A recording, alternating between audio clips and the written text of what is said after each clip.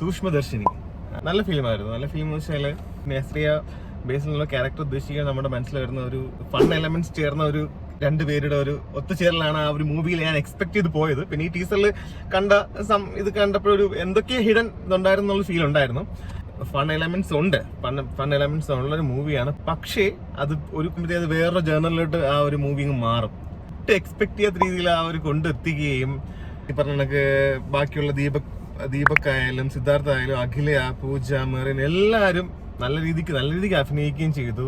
അവരുടെ കോംബോ ഇപ്പൊ നസ്രിയയും ഇവരുടെ കൂടെ ഉള്ള ഒരു കോംബോ ആയാലും നല്ലൊരു കോംബോ ആയിരുന്നു. പിന്നെ അവസാനത്തെ എൻഡ് നോക്കിയാലും നമ്മൾ ഒട്ടും പ്രതീക്ഷിക്കാത്ത ഒരു ട്വിസ്റ്റോട് ചേർന്ന ഒരു എൻഡിങ്ങും ബേസിലിന്റെ വേറൊരു ലെവല് മൂവി. ബേസിലിന്റെ വേറൊരു മുഖം അത് ഈ ഫിലിമിലൂടെ നമുക്ക് കാണാം. നമ്മൾ ജെ കണ്ടു, ബേസിലിന്റെ ഫണ്ണി ക്യാരക്ടർ ഉള്ള ഒരു ഇതിൽ നിന്ന് നമ്മൾ ജെ ഹെയിൽ വേറൊരു ഇതായിട്ടുള്ള ഒരു സീരിയസ് ആയിട്ടുള്ള ഒരു ചൂടനായിട്ടുള്ള ക്യാരക്ടർ, ഇത് അവിടെ നിന്ന് വേറെ ലെവൽ. അടിപൊളി മൂവി.